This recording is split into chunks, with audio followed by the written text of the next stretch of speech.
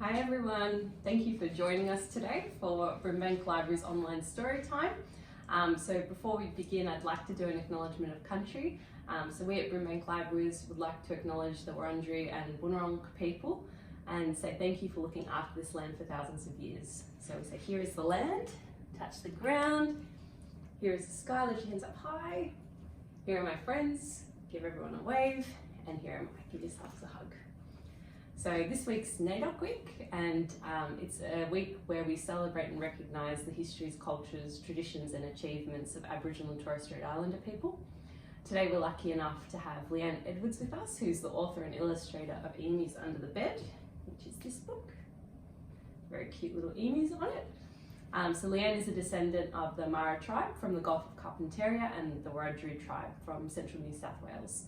So we'd like to say a big welcome and thank you to Leann for coming today. So let's meet her. So hello Leann, nice to meet you. Thanks for coming and joining us for Storytime today. The first thing we wanted to ask you was about your book Emus Under the Bed. What inspired you to write the story? My family and telling a story that no one really reads about. It's a story about living on a mission. And still acquiring wild foods, or sort of a transition from the old ways to the new ways. Yeah. But I was lucky enough to actually witness those babies under the bed. Yeah. Oh wow. There. Cool. So it's a true story. Oh yeah, Oh, very much so. Very cool. Oh, Very much so. Awesome. It comes from my memory Yeah. as a child, as a young child, Awesome. living on a mission. Yeah. And having access to my mother's aunties. My grand aunties. Yeah. Mm. Oh, very cool. Mm. Oh, nice. We also wanted to sort of know what inspires your art and your creativity. Family. Yeah.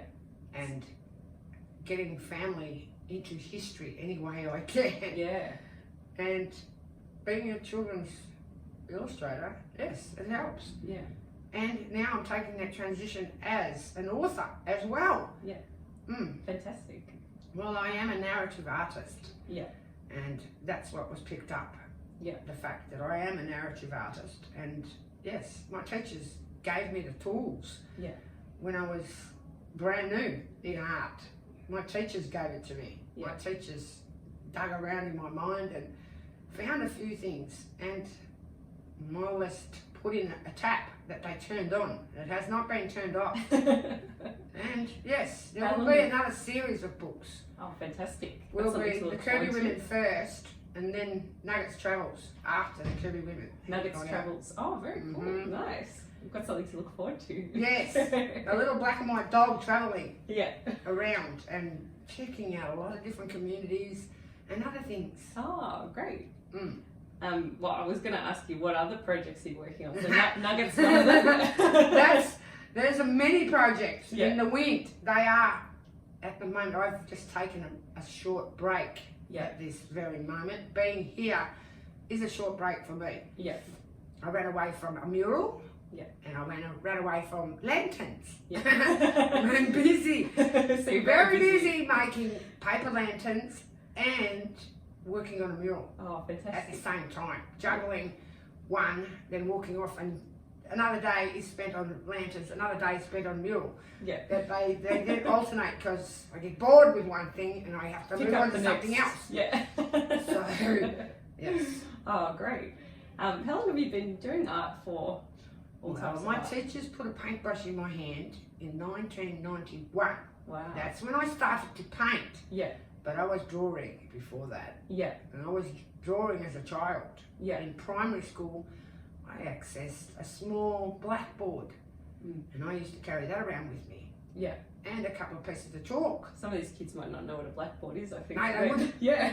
No, they would not know what a blackboard is. No. It's got a smart board. A very small slate board. Yeah. We used to use as children to draw on. Might want to ask your mum and dad about what a blackboard Nan is. and Pop more likely. Yeah. Nan and Pop more likely. Yeah. Nan and Pa. Yeah. Or Oma and Appa. Yeah. Yeah.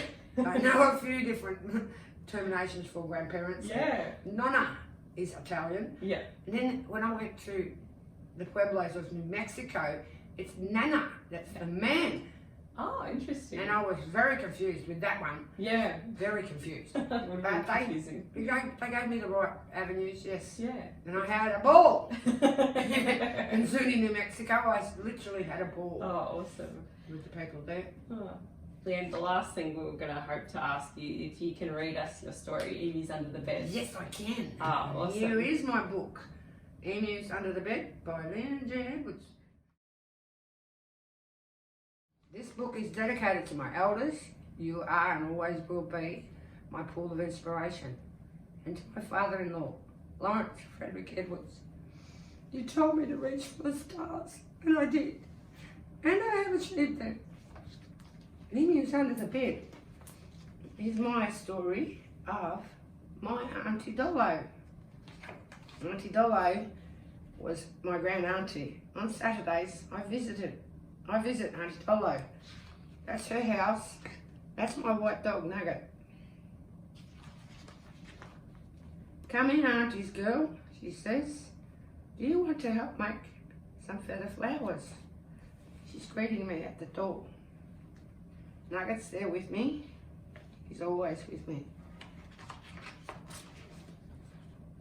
Auntie Dolo has all kinds of colours and feathers.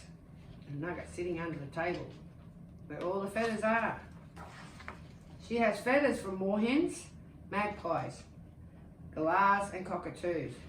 This one comes from a guinea fowl, and these ones come from a tawny frogmouth, Auntie Dolo says. And there's all the birds in their different places. We have moorhens here, the blue ones. We have herons here. We have ducks. We have magpies. We have galahs. We have cockatoos. We have many birds. She shows me how to arrange them together and wrap cotton around them and to fix them to the wire. Time for lunch, says Auntie Dolo. We take some tamper, we make some tamper out the back with Uncle Rex, and sit under the gum trees. Look at me, I say. Beautiful, says Auntie Dolo. And now I've got a surprise for you. I wonder what that surprise is. What are those scratchy noises, Auntie? You'll see. Just climb under the bed and pull up the quilt. Oh, wow! There they are. 6 little emu chicks under the bed. I've had the best day. I love you, my Auntie Dolo. And I have a hairdresser that was made from feather flowers. That's what we make, feather flowers for decoration, ceremony, and lots of other things. And on Saturdays, I visit Auntie Dolo. She says, do you want to help me make some flowers? Thank you very much. And there's my book. I'd like to say a big thank you to Leann for coming in. We loved That's hearing what your I'm story. Here for. Yeah. I'm here to share my stories and Yeah. to help educate in some way. Yeah. Show it, that there is a difference in Aboriginal culture. Yeah. And we have things to share if people are willing to stop and listen to us. And this is how I do it with children. Well, we look forward to seeing all your new picture books that are going to come out. Yes. And we'll keep an eye out for your Work murals. on those, yes. And your lanterns. Oh yeah. Yeah, I've got to have those lanterns finished by the 9th of July. So, yes. Time's a ticking. Manic when I get home. Running around like a chook with his head cut off. But I'll get there. I know I will. I work well under pressure. Yeah. I work well. Thank you so much, Leann. Thank you, Jennifer, for the opportunity. No worries. See you, everyone. Ta-da!